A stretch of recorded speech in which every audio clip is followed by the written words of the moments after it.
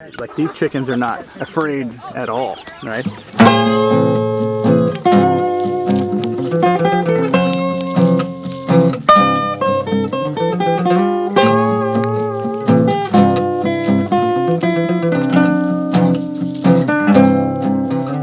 So today we're doing something cool. You see this behind us? It's our camper, and we're gonna clean it out to get it ready for the farm. But we took a really cool detour on the way to church today.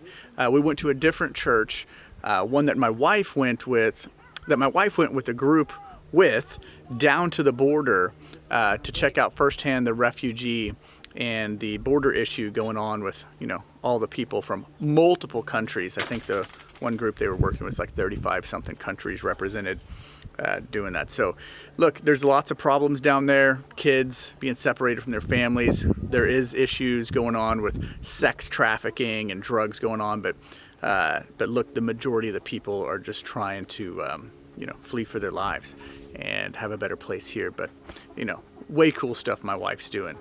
On the way out of church, I saw the biggest oak tree I've ever seen in this part of Texas.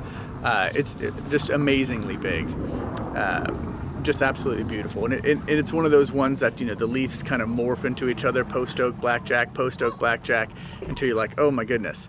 But in any case, the oak trees are amazing. So we've got some issues with this camper. The main reason that we got it is, as I'm going to be staying out of the farm a whole bunch, building our shop out and our house and putting the utilities in off grid. We need a place to stay, and especially a place to stay with a little roaming 2-year-old and, you know, mama, to make sure that she's real comfortable. And hey, look, I'm here to provide and protect, and that's what we're going to do. So I cleaned everything except for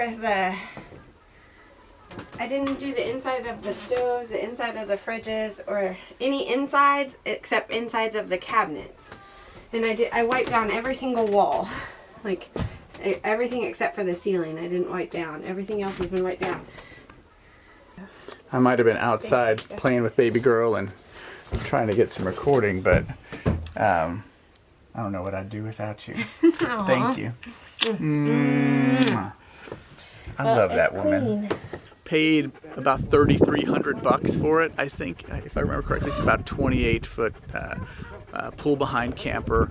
It's my first time to buy a camper, so there's a lot I don't know. The roof's in decent shape, but you know, there are some cracks up there. You know, Dicor, thinking about going up there, and they call that what, seal and peel. You know, you take off the current sealing, put on or peel and seal, and then put on some new Dicor. But I hear Dicor is like not the best product, but I'm so new at campers. If you know a better product that seals better, I mean, put it in the comments. Let me know what that is. But there's some other issues too. The AC is out. I wasn't too concerned about that. When I purchased it, he had an AC unit, portable one, that he just threw in with that. So as we hook this up to the generator or the solar system, we'll still be able to have AC through there. Lights were working. Couple of rips in the roof, like I had mentioned, and also kind of on the bottom edge. There's some issues, I think, with it looks like some of the maybe the decking. I'm not sure. You know, RV is a whole nother, you know, strategy of building. It looks like it's having some issues down there. Maybe, I don't know, maybe we should go in there, cut it, and replace it. But and anyhow, it's really nice. On the way to Jeremy's, we brought it over here. His buddy said, hey, look, you know, I've got this flatbed tarp, which they use for 18-wheelers. And man, that was really awesome. We put that on the top, so that's great, right? That'll really keep the rain off from penetrating through any cracks in the roof. And so, you know, for the money that we spent, it's a pretty good deal.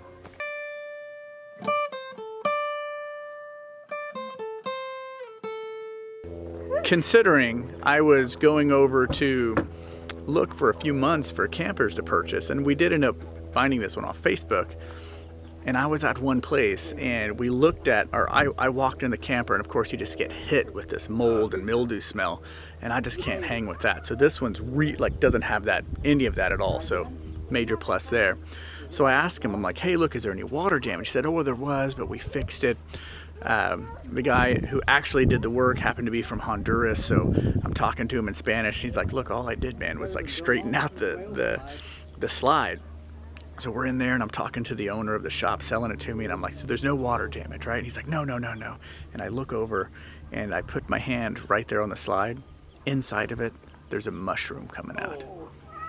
Yeah, so just be wary what you purchase online. This one, we knew it's gonna need some work. $3,300 in our region, good deal.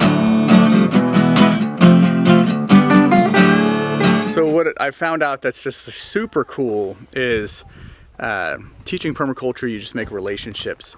It's about relationships anyhow. But, you know, one of our student couples who came in, and the most successful students I've actually had have all been couples, but there's still some singles out there that are rocking it out. But these guys, Jeremy, hey, and Stefanie over there, hey. They went out and moved to the country.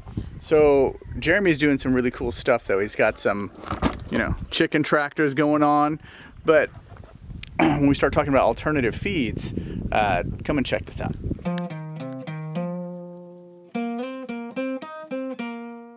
Jeremy, man, dude, this is a cool system. It's extra way to provide food for your chicken system. What do you got going on, man? Well, we just wanted to do an experiment to see if we could grow duckweed, which is a, I guess you call it an invasive plant. It doubles in size every, I think it's supposed to be every day or two. It's supposed to double in, I guess, quantity of plant and or plant material.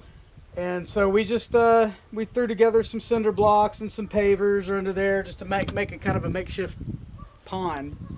And we put a tarp over it, filled it up with water, and then threw a little bit of compost. I'm talking like 2 handfuls of compost, and put some duckweed in that we ordered off of Amazon.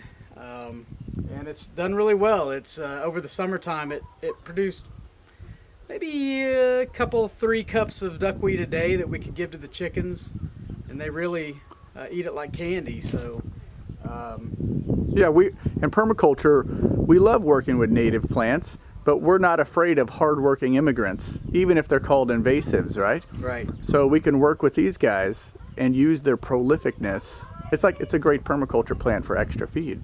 Yeah. We have a little bucket here that we use to water it so that it doesn't disturb the plants while we're watering it, and that gives it some aeration.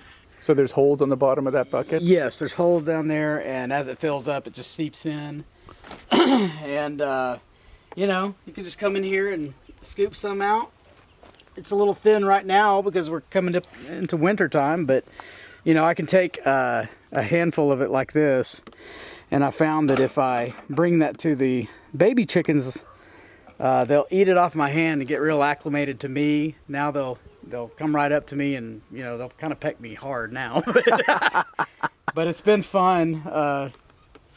If you're ready, I can show you that. Yeah, oh, dude, let's check it out. Yeah. Okay.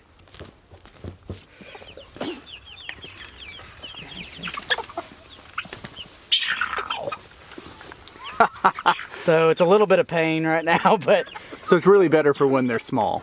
Yeah.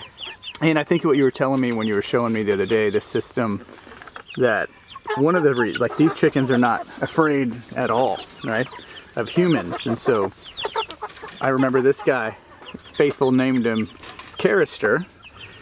You know, all these guys were a little bit skittish when they were little, but by you doing this, what did it do? Yeah, just it acclimated them to me. They they're just not afraid anymore. The big ones taught the little ones that they didn't need to be afraid. And I don't know, you know, we can reach down and pick them up, no problem. Yeah, and this little guy just ran out and ran back in. Yeah, man, this is really cool, Jeremy. Thanks. So, if somebody wants to try this at home, how much is it going to cost them what's going to set them back? $30. 30, and that's if 40? they buy stuff new, right? Yeah, we found, I mean, we had people give us cinder blocks, didn't know what we were going to do with them, and thought, let's build a pond, you know. I think we had a tarp laying around, and I think the duckweed was $7 or something. You don't need much because it spreads so quickly. Perfect, yeah. So, there you go. easy system, can be done anywhere. There's no pond on this property. If there was a pond nearby that had duckweed in it, maybe make some friends and go grab it from there. So it's a good permaculture system, additional ways to feed your livestock without having to spend money over time, and it's prolific. All right, guys. Love you. Bless you. Bye.